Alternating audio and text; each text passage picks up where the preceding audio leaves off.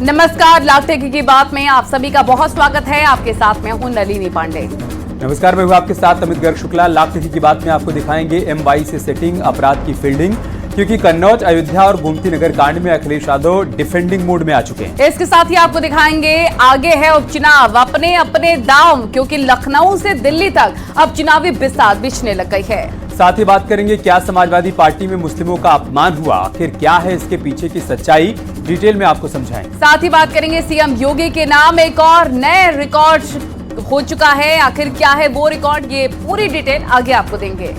वही बात इंसाफ कोसों दूर प्रदर्शन भरपूर की भी करेंगे। चलिए शुरू करते हैं लाख टेकी की बात।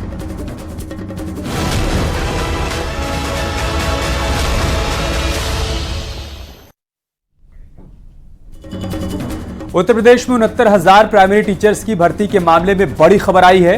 लखनऊ हाई कोर्ट की डबल बेंच ने अहम फैसला सुनाते हुए फिर से संशोधित मेरिट लिस्ट जारी करने का आदेश दिया है। हाईकोर्ट ने सरकार को आदेश दिया है कि 3 महीने के अंदर नई मेरिट लिस्ट बनाए, जिसमें बेसिक शिक्षा, नियमावली और आरक्षण के नियमों का पालन हो।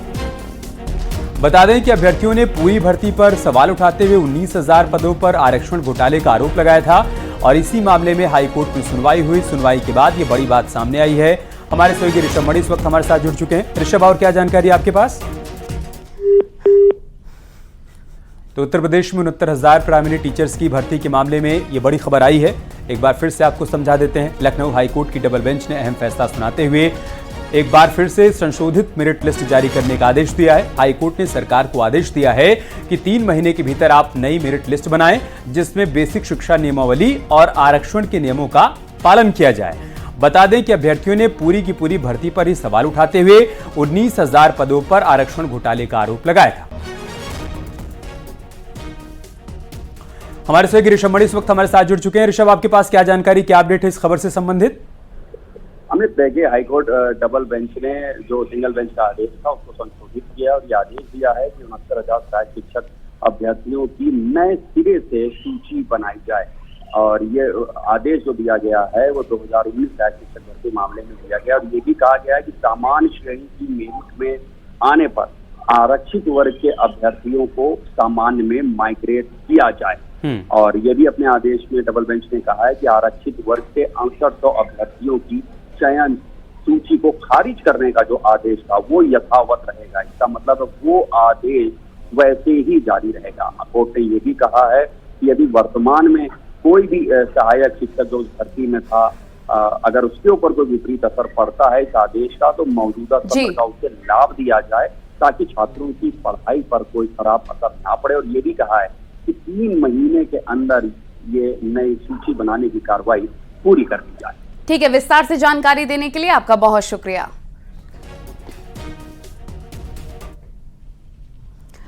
और अब बात अपराध में जात पात की कर लेते हैं। हाल ही में यूपी की 3 सबसे चर्चित घटनाएं, जिसमें समाजवादी पार्टी का कनेक्शन अब अखिलेश यादव को टेंशन देने लग गया है।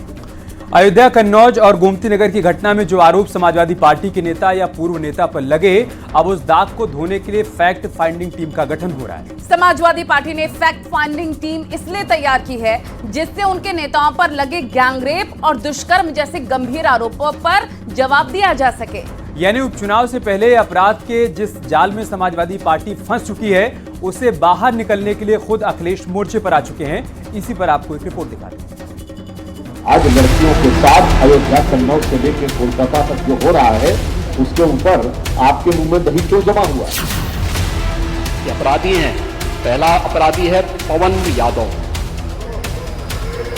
दूसरा अपराधी है मोहम्मद अरबाज। पुलिस किसके इशारे पे काम करती है? पुलिस जो सरकार है उसके इशारे पे काम कर रही है। पुलिस को न्याय देना चाहिए। यानी सद्भावना, अब इनके लिए सद्भावना ट्रेन चलाएंगे, इनके लिए बुलेट ट्रेन चलेगी, चिंता मत करो। जिस गुस्से के साथ वो कह रहे थे बुलेट ट्रेन चलेगी, उनके ऊपर नहीं बुलेट ट्रेन चलेगी। जो और लोग हैं, जो बीजेपी के खासम खास उस सूची में लोग हैं, क्या उनके ऊपर नहीं चलेगी? गंदा आचरण सपा का सार्वजनिक होगा, उस पर निर्दोष बताया, वो प्रमाण पत्र ना दे। पहले अयोध्या में सपा नेता मोहित खान पर गैंगरेप का आरोप, फिर कन्नौज में पूर्व सपा नेता नवाब यादव पर रेप का आरोप। और इसी बीच लखनऊ में युवती से छेड़छाड़ की घटना में जब समाजवादी पार्टी सवालों में घिरी तो डिफेंड करने खुद अखिलेश यादव को आना पड़ा।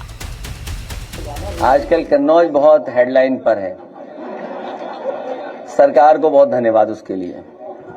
सोचिए आप, डीएमएसपी सम्मान भी कर रहे हैं और बीजेपी वाले मिले हुए हैं कहीं न कहीं। ये हमारे पत्रकार साथी सब जानते होंगे जो गए वहां रिपोर्टिंग के लिए। अखिलेश यादव सफाई दे रहे, तंज कस रहे हैं और उनकी पार्टी पर लग रहे आरोपों को गलत साबित करने के लिए अब फैक्ट फाइंडिंग कमेटी बनाने की तैयारी कर रहे हैं। फैक्ट फाइंडिंग टीम के जरिए सपा को बदनाम करने की कोशिश और अनर्गल आरोपों का पर्दाफाश करने की तैयारी है। आरोपों की तत्काल पड़ताल करेंगे, आपराधिक घटनाओं में सच सामने लाएंगे और सही तथ्यों को जनता को बताएंगे। कुछ ऐसी ही तैयारी चल रही है। यानी पिछले कुछ चुनाव में जो आरोप समाजवादी पार्टी और समाजवादी पार्टी के नेताओं पर लगे हैं, उसकी पड़ताल के लिए अब फैक्ट फाइंडिंग टीम तैयार हो रही है। अयोध्या, कन्नौज और लखनऊ की घटना के बाद समाजवादी पार्टी ने भाजपा के आरोपों का जवाब देने के लिए फैक्ट फाइंडिंग कमेटी बनाने का निर्णय लिया है। सूत्रों के अनुसार पार्टी ने सभी जिला और शहर की कमेटियों को भाजपा के आरोपों की जांच करने और फैक्ट्स को सोशल मीडिया के माध्यम से साझा करने के लिए भी कहा है। इस बीच लखनऊ के गोमती नगर छेड़छाड़ मामले को लेकर अखिलेश यादव ने सवाल खड़े कर दिए। जमानत पर बाहर आए आरोपी पवन यादव से मुलाकात के बाद अखिलेश यादव ने आरोप लगाया कि पुलिस सरकार के इशारे पर काम कर रही है, जिस पर बीजेपी की तरफ से भी करारा पलटवार हुआ है। पुलिस किसके इशारे पे काम करती है? पुलिस जो सरकार है उसके इशारे पे काम कर रही है। पुलिस को न्याय देना चाहिए, ये नहीं भूलना चाहिए। उनके पास सीसीटीवी है, कैमरा है उनके पास। एक एक आदमी को आइडेंटिफाई करें और आइडेंटिफाई कर करके उनके मदर फादर, जिस तरीके से मुख्यमंत्री को इन्होंने लिख करके दिया, सदन में बोला है, उसी तरह सभी दोषियों के माँ बाप के साथ नाम जारी करने चाहिए। जिस गुस्से के साथ वो कह रहे थे बुलेट ट्रेन चलेगी, उनके ऊपर नहीं बुलेट ट्रेन चलेगी। जो और लोग हैं जो बीजेपी के खासम खास उस सूची में लोग हैं। जो कन्नौज की घटना है, उसके पहले जो आपका दूसरी जगह पर घटना घटी थी अयोध्या में, तो समाजवादी पार्टी का जो रवैया रहा वो पीड़ित पक्ष के साथ ना रह के वो जो पीड़ा देने वाला अपराधी पक्ष था उसके संरक्षण में दिखाई पड़ा। राजनीति में अपराधीकरण ना हो और अपराधीकरण से राजनीति मुक्त हो। दरअसल लखनऊ के गोमती नगर में लड़की से छेड़छाड़ केस में पवन यादव की गिरफ्तारी हुई थी। कन्नौज रेप कांड में नवाब यादव पुलिस की गिरफ्त में है, तो अयोध्या में नाबालिग से गैंगरेप कांड में समाजवादी पार्टी का नेता मोहित खान मुख्य आरोपी है। ऐसे में आरोप केस मुस्लिम यादव वाले समीकरण को ठीक करने के लिए अखिलेश यादव अब खुद डिफेंडिंग मोड में नजर आ रहे हैं। Bureau report, news 18।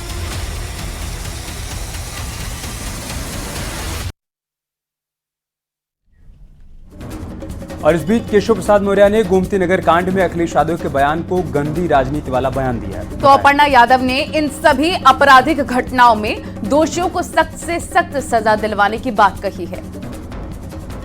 पवन यादव के साथ मुलाकात की सर, अखिलेश यादव के साथ पवन यादव ने मुलाकात की और अखिलेश ने कहा सबका चेहरा पहचानो। ये गंदा आचरण सपा का सार्वजनिक हो रहा है। उसको निर्दोष बताया, उसको निर्दोष भी बताया सर। वो प्रमाण पत्र ना दे। बहुत उचित कार्रवाई कर रही है और जो भी यह घटनाक्रम हो रहा है, ये मुझे लगता है कि बहुत ही बृहद रूप से समाज में जो कुरीतियां हो गई हैं उसकी वजह से है ये, और सरकार अपना दृढ़ता पूर्वक कार्य कर रही है और जो दोषी हैं उनको सजा मिलेगी।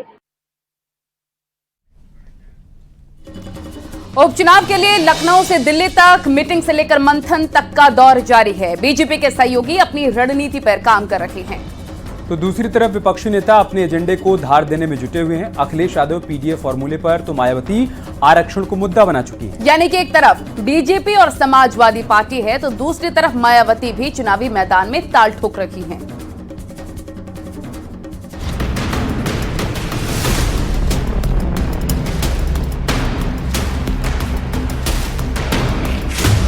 लखनऊ से दिल्ली तक चुनावी दंगल पर मीटिंग हो रही है, सहयोगियों के साथ मंथन हो रहा है और यूपी के उपचुनाव में विपक्ष पर दबाव बनाने का सियासी दांव सिखाया जा रहा है। चाहे जयंत चौधरी हो या फिर अनुप्रिया पटेल, ओपी राजभर हो या फिर संजय निषाद, सभी साथियों के साथ एक बार फिर योगी के नेतृत्व में बीजेपी चुनावी मैदान में उतर चुकी है।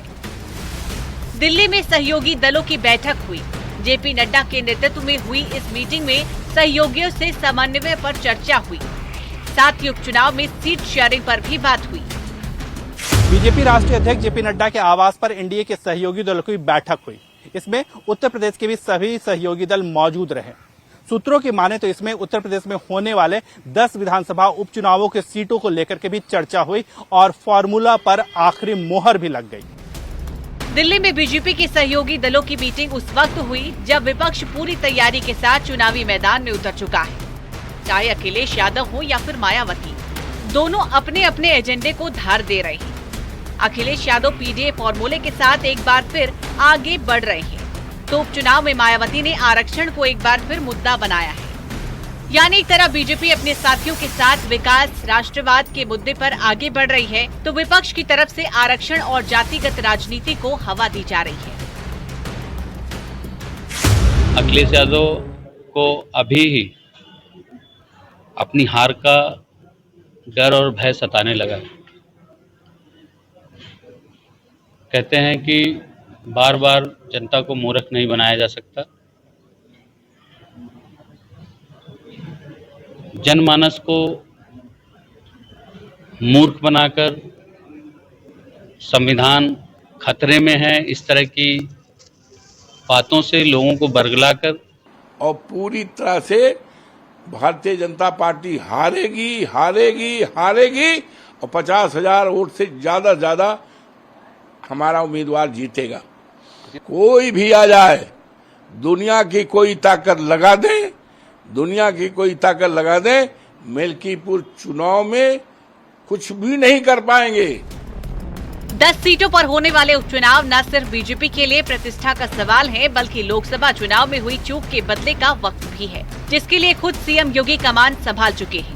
मुख्यमंत्री योगी अब मिल्कीपुर के बाद कटेहरी के दौरे पर जाने वाले हैं।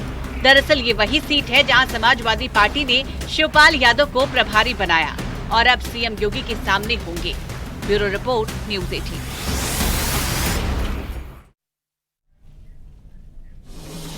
जिस पीडीए में पिछड़ा, दलित और अल्पसंख्यक की बात होती थी, उस पीडीए के अल्पसंख्यक अब पार्टी पर अपमान का आरोप लगा रहे हैं। सपा विधायक नफीस अहमद का आरोप है कि मुस्लिम होने की वजह से उन्हें पार्टी में बोलने का मौका नहीं दिया जाता है। अब सपा विधायक के इस आरोप पर एक बार फिर से अखिलेश यादव का पीडीए सवालों के घेरे में आ गया है, क्योंकि सवाल बीजेपी की तरफ से उठाए जा रहे हैं। इस रिपोर्ट में आपको दिखाते हैं आरोप में कितना दम है। आप ये बताइए, एक मुसलमान भी नहीं बोलेगा, नहीं बोलेगा, उसको दर्द होगा।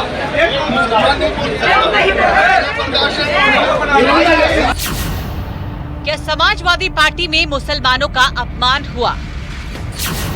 क्या मुस्लिम को सपा में बोलने का हक नहीं?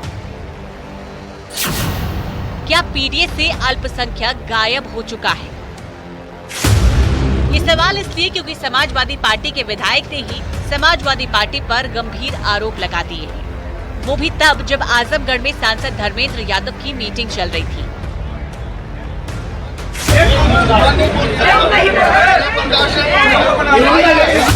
ये समाजवादी पार्टी के विधायक नफीस अहमद हैं, जिनका आरोप है कि पार्टी कार्यकर्ता उन्हें कुछ भी बोलने से पहले रोक देते हैं।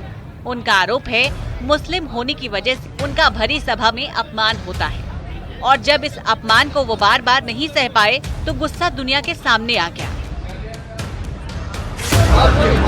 मुसलमान भी नहीं बोलेगा, नहीं बोलेगा, उसको दर्द होगा। अब नफीस अहमद के इस आरोप पर समाजवादी पार्टी एक बार फिर से बैकफुट पर है। सोशल मीडिया पर तेजी से वायरल हो रहे इस वीडियो पर जहां बीजेपी ने समाजवादी पार्टी को अल्पसंख्यक विरोधी बता दिया, तो अब समाजवादी पार्टी के नेता को सफाई देते नहीं बन रहा। समाजवादी पार्टी अल्पसंख्यक के हितों का नारा भले ही देती है, परंतु उन्होंने अल्पसंख्यकों का कितना भला किया है ये इतिहास बताता है। और अब तो खुलकर समाजवादी पार्टी के अल्पसंख्यक नेता भी बोलने लगे हैं। जो आजमगढ़ में हुआ है वो सबके सामने है। विधायक ने जो आरोप लगाया है उसमें सच्चाई है। केवल वोट बैंक की खातिर उनका इस्तेमाल करते हैं, बाकी समाजवादी पार्टी उनके विकास के लिए, उनके उत्थान के लिए कभी नहीं सोचा। जो आजमगढ़ की घटना है वहाँ कोई ऐसी घटना नहीं हुई। जो विधायक हैं उनसे भी बात हुई, संगठन के लोगों से भी बात हुई। उस बात को भारतीय जनता पार्टी उनसे जुड़े हुए लोग बढ़ा चढ़ा के पेश कर रहे हैं। समाजवादी पार्टी एक है, संगठन एक है। नफीस जी वो लोकप्रिय विधायक हैं। समाजवादी पार्टी समझती कि ऐसी कोई घटना नहीं हुई जिस तरीके की घटना को बताया जा रहा है। सब एक हैं, सब मिलके पीडीए के साथ मिलके उपचुनाव की तैयारी कर रहे हैं। यानी अखिलेश यादव जिस पीडीए के दम पर चुनावी मैदान में ताल ठोक रहे हैं, अब उस पीडीए से ए गायब हो चुका है, क्योंकि मुस्लिम विधायक ने जो आरोप पार्टी और पार्टी कार्यकर्ता पर लगाए हैं वो बेहद गंभीर और बीजेपी के लिए मौके से कम नहीं है। Bureau report, news 18।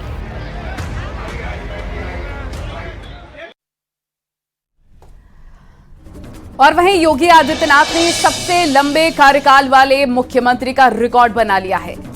7 साल 148 दिन तक मुख्यमंत्री रहकर सीएम योगी ने मुलायम सिंह, मायावती और अखिलेश यादव को पीछे छोड़ते हुए ये रिकॉर्ड बनाया। यूपी में लगातार दूसरी बार मुख्यमंत्री बनने वाले योगी आदित्यनाथ पहले गैर कांग्रेसी मुख्यमंत्री हैं। इसी पर आपको दिखाते हैं रिपोर्ट।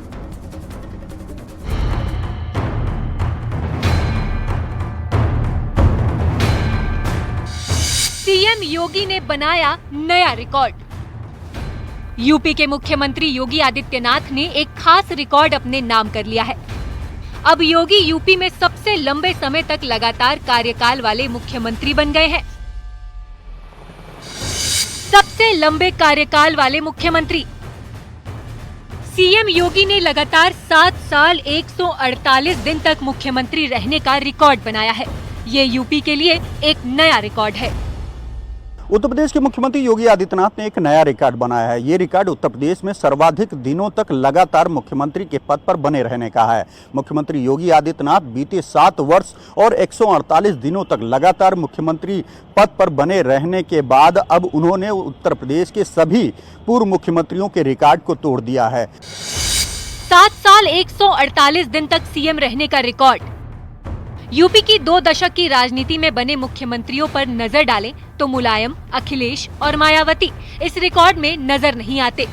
मायावती ने 4 बार और मुलायम सिंह ने 3 बार शपथ ली, लेकिन फिर भी ऐसा कोई रिकॉर्ड उनके नाम नहीं है। अखिलेश, मुलायम, मायावती से आगे सीएम योगी। यूपी में योगी आदित्यनाथ से पहले कांग्रेस के मुख्यमंत्री डॉक्टर संपूर्णानंद सबसे ज्यादा समय करीब 6 साल तक मुख्यमंत्री रहे हैं। पूर्व मुख्यमंत्री मायावती का कार्यकाल 4 बार में 7 साल 16 दिन का था। 3 बार मुख्यमंत्री बने मुलायम सिंह यादव का कुल कार्यकाल 6 साल 274 दिन का रहा था। 19 मार्च 2017 से वर्तमान समय तक सीएम योगी यूपी में मुख्यमंत्री हैं। सीएम योगी यूपी में पहले गैर कांग्रेसी मुख्यमंत्री हैं, जो लगातार दूसरी बार मुख्यमंत्री बने। 37 वर्षों का रिकॉर्ड तोड़ करके उत्तर प्रदेश के मुख्यमंत्री योगी आदित्यनाथ जी ने दूसरी बार भारतीय जनता पार्टी की सरकार बनाई और मुख्यमंत्री के पद पर आसीन हुए। आज सबसे ज्यादा समय तक उत्तर प्रदेश के मुख्यमंत्री रहने का रिकॉर्ड योगी आदित्यनाथ जी के नाम हो गया है। योगी आदित्यनाथ जी ने जनता के मन को जीता है। वो उत्तर प्रदेश जो बदहाल अवस्था में मिला था, जो जाति और मजहब के मकड़जाल में जकड़ा हुआ था, जहां 1 डिस्ट्रिक्ट 1 माफिया का कॉन्सेप्ट चल रहा था, माफियाओं ने उत्तर प्रदेश की जनता को त्राहिमाम करने पर मजबूर कर दिया था। उस उत्तर प्रदेश में आज कानून का राज लागू किया है। उत्तर प्रदेश में आज बिजली की व्यवस्था को पटरी पर लेकर के आए हैं। उत्तर प्रदेश में एक्सप्रेसवे का जाल बुनने का काम किया है। उत्तर प्रदेश में तमाम प्रकार के जो मिथक रहा करते थे कि कोई नोएडा जाएगा तो कुर्सी चली जाएगी, इन मिथकों को तोड़ा है। उत्तराखंड बनने के बाद देखा जाए तो सीएम योगी यूपी के पहले सीएम हैं, जो लगातार दूसरी बार सत्ता पर काबिज हुए हैं। नोएडा जाने से कुर्सी चले जाने का मिथक तोड़ने वाले भी सीएम योगी आदित्यनाथ हैं। वो सीएम रहते कई बार नोएडा आकर कार्यक्रमों में हिस्सा ले चुके हैं। उत्तर प्रदेश के विधान भवन पर लगातार 8वीं बार ध्वजारोहण करने वाले पहले मुख्यमंत्री भी बन गए हैं। न्यूज़ 18 के लिए ब्यूरो रिपोर्ट।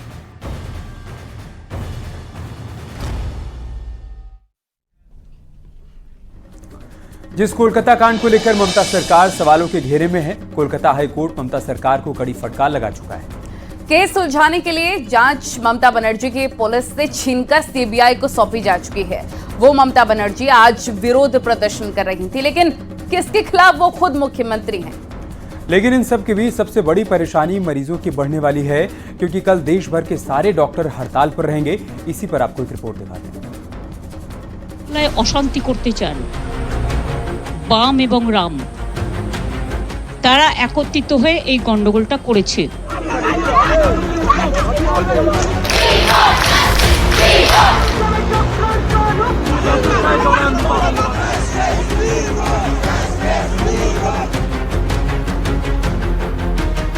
कोलकाता रेप कांड को लेकर आरजी कर मेडिकल कॉलेज में हुए हंगामे के बाद ममता बनर्जी की ये पहली प्रतिक्रिया थी।